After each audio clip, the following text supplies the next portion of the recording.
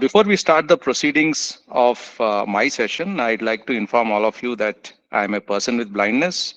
And if you are typing any questions for me in the chat box, I may not be able to see them.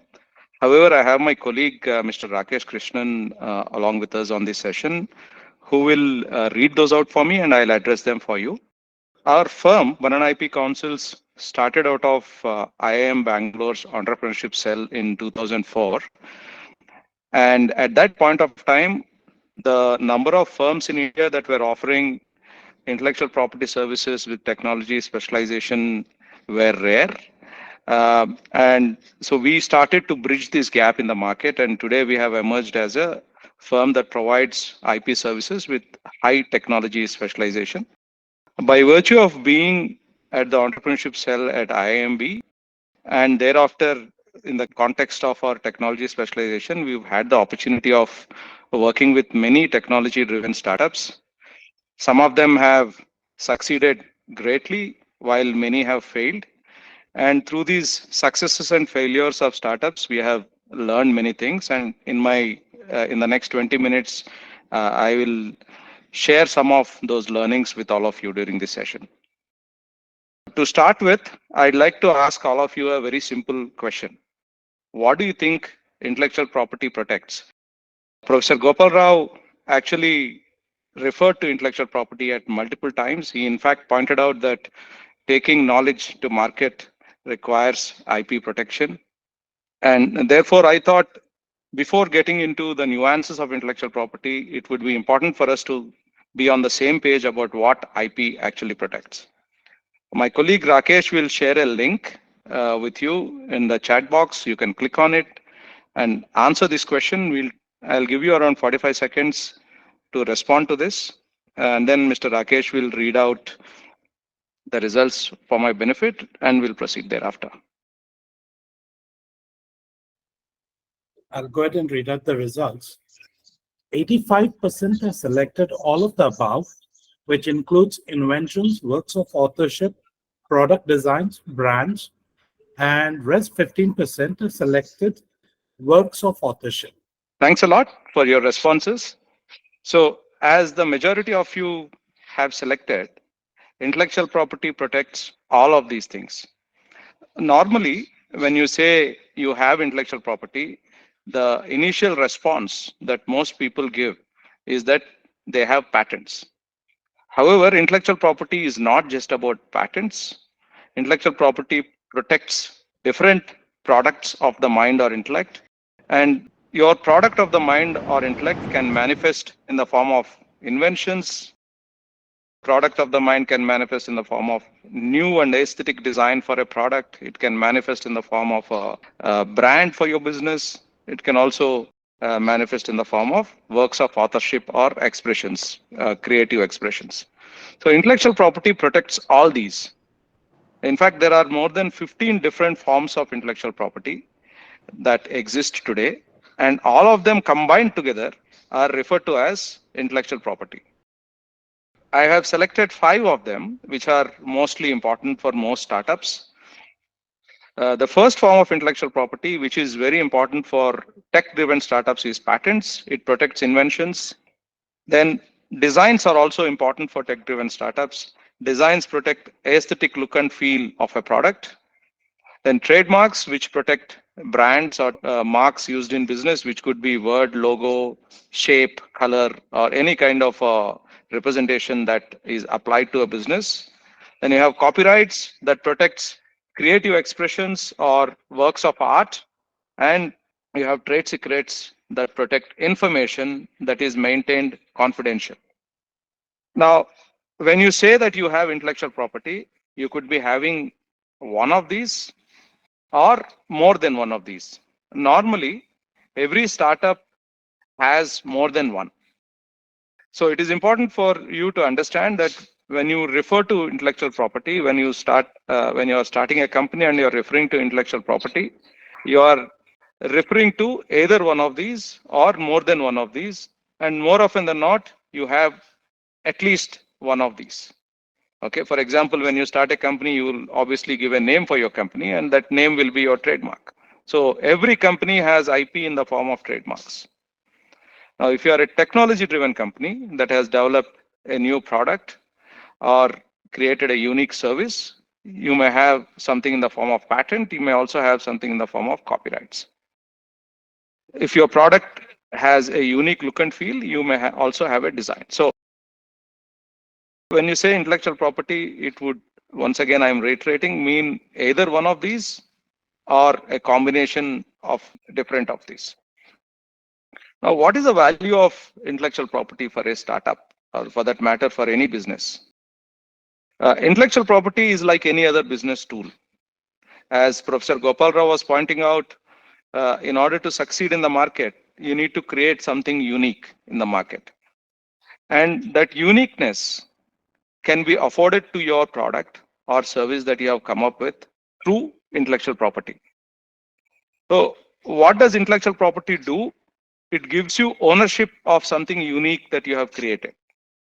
And that ownership is in the form of exclusive rights. So because you have exclusive rights for a certain period of time, you can prevent others in the market from making this product or offering this service that you have come up with in your startup, which means it gives you market exclusivity. And that market exclusivity can form the basis for you to get business advantage and competitive advantage in the market. This business and competitive advantage can help you create revenue streams, enhance revenue streams, as well as increase profitability, for the simple reason that you will be the only person in the market who will be providing this product or service. In addition to providing you exclusivity and related business and competitive advantage, of late, intellectual property in India and particularly in certain developed markets has emerged as a tool that enables a startup establish credibility. The moment you go to your consumer, your investor, or anyone and say that you have a patent or you have a design, you are automatically establishing credibility, because people believe that if you have IP, that means you have something worthwhile with you. Also, you can use this credibility to market your product. Having intellectual property can actually help you market your product better and establish credibility among consumers and take your product and service to the market and succeed thereafter. Most importantly, for startups who probably start with low financial resources and a small team, having IP in the form of patents, designs, trademarks, copyrights, and any other form can help you build financial valuation. You might not have taken your product to the market. Your service might not have been successful in the market, but you already have financial value attached to your business. And where does that come from? That comes from your IP. So because you have financial value that is attached to your IP, and the fact that you have IP, you can easily raise funds. You can go to VCs, you can go to angel investors, raise funds. And when you raise these funds, your dilution rate will be less than what it would be if you don't have intellectual property. So intellectual property provides all these advantages.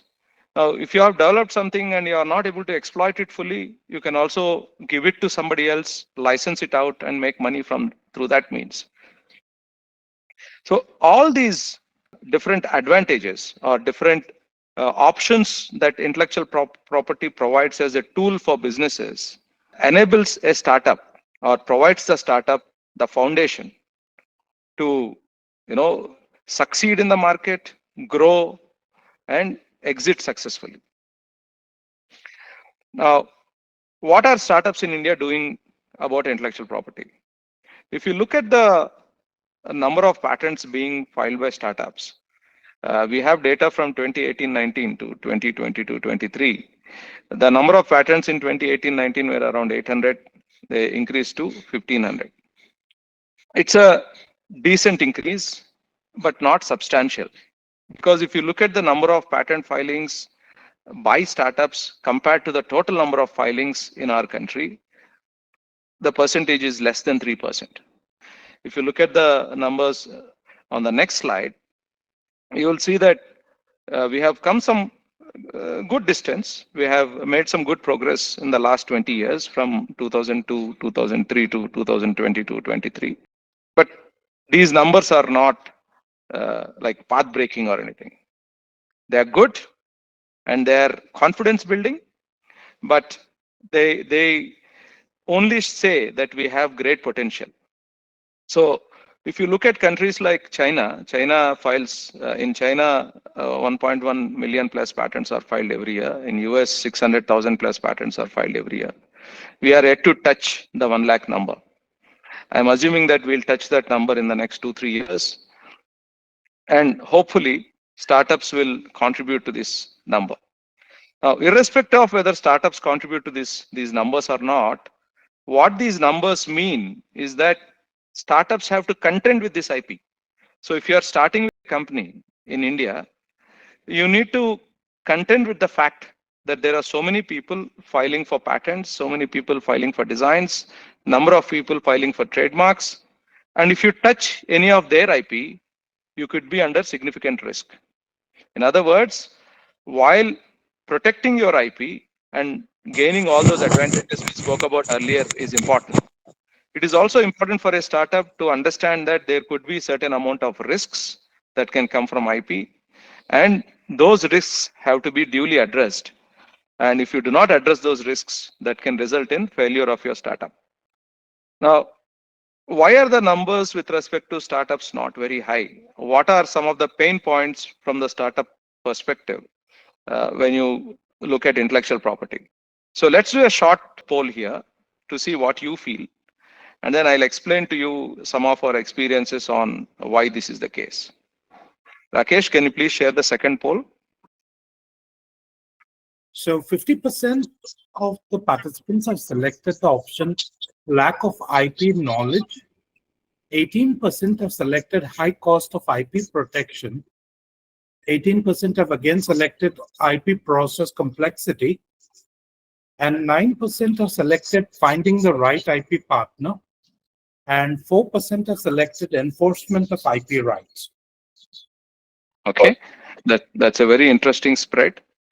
So from our experience of working with startups, let me tell you what some of the problems with startups are.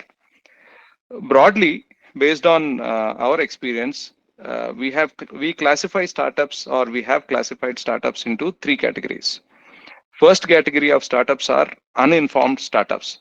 These are startups which do not have awareness of IP. Even if they do have some basic awareness, they do not know what IP they have, and they don't know what to do about that IP. Around 50% of the startups we worked with, or we started working with, fell in this category. Then the second category of startups are informed startups. These are startups which are aware of what is IP and how IP can be useful to them. They also know to some extent what IP they have, but they are not fully aware of how to take advantage of that IP for their business. About 40% of startups fell in this category. Now, the rest 10% are IP savvy startups, which knew the nuances of IP. They knew exactly what IP they had, and they were also able to use that IP to gain business advantage in the market. Now, this last 10% of startups were mostly started by entrepreneurs who already had some industry experience and have already dealt with IP earlier. And most of these startups were started around a patent that they had filed, a bunch of patents they had filed, a few designs they had filed, and so on. So now, for startups that are really uninformed, right? They don't know what IP they have. They are unable to take advantage because the moment IP is brought forth, they look at IP as an unnecessary expense. They deal with it as an uncalled for expense. Already we are bootstrapped. We don't have much money. Why should we put money into this? Informed startups pick and choose what they want to do with IP. To some extent, they file IP. They do not actively take IP risk clearance measures, but they know that at some point we'll have to spend on IP. It is the only last type of startups, which are savvy startups, which actually protect their IP, invest significantly in their IP, and also clear IP risks in order to ensure that they are not under any burden of third party IP at a later stage. So, unless we move startups from the uninformed type of startups to informed and then to savvy startups, I do not think we are going to see significantly high startup filings. So one of the things that I would advise entrepreneurs, aspiring entrepreneurs, and startup founders who are in today's session is you need to ask yourself the question of whether IP is important for your startup and whether it is going to add business value to your startup. If that is the case, then you need to take certain actions. Now, what are some of these actions? Firstly, you need to look at what IP you have. So this in IP parlance is referred to as IP mining. See what all activities you have done or you're going to do, and identify what are the different types of IP that you have.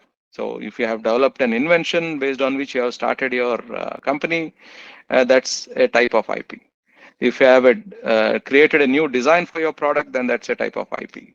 If you have created some content for your product, that's a type of IP. So make a list of all these different types of IP and classify them based on how important they are for your business. Like for example, if you have started a company based on an invention that you have developed, then that invention will probably be the core of your business. So it will be classified as class A. On the other hand, some website content that you have created, while it is your IP, it may not be as important. So you may classify that as class C. So it is important to come up with an inventory of IP that you have in your startup or you are going to develop, and then classify it appropriately so that you can strategize protection of that IP and put money where you feel you need to put that money in order to gain value. So you need to put your investment or invest in IP that is deserving and that is going to help your startup succeed in its business later. Now, here it is critical that the founders are well aware and they know where all they need to invest. Then once you have a bunch of IP and you know that you want to put money in this, then you need to come up with a protection strategy. Strategize on how you wish to protect your IP. Do you, as Professor Gopal Rao was pointing out earlier, they had filed patents in India, US, and Europe. So do you want to file only in India? You want to file in multiple countries? If you're going to file in multiple countries, which are those countries? Which are your primary market areas? And so on and so forth. You cannot possibly acquire IP in all countries because that would be prohibitively expensive. So you need to strategize here. You need to strategize not just about where you want to file, how you want to file, how do you want to divide your applications, what would be the best strategy for you to go to an investor and raise funds, how do you want to show the portfolio to an investor, do you want to show one patent, 10 patents. So all these have to be factored in while you're coming up with a protection strategy. Then the important aspect is that this is one aspect that most startups do not take care of when they start, which is you need to clear risks. If you have come up with a product or a service, you need to ensure that whatever you are launching in the market does not infringe somebody else's intellectual property. Many startups that we have worked with have had to shut down or change their business model or withdraw products just because some other person had IP once they launched the product or once they started their business. So it's absolutely important that you clear IP risks and ensure that whatever you're launching in the market is free from any kind of intellectual property risks. So once you take care of these steps and ensure that you are continuously following up with your IP strategy, there is a clear nexus between your IP and the business you're doing in the market, then IP can play a role for you. To sum up, having IP is not enough. You should be able to recognize what that IP is and how it can be useful for your business. And you should also know how to use it in your business to gain advantage. That's pretty much it from me. If you have any questions, I'll be happy to answer them.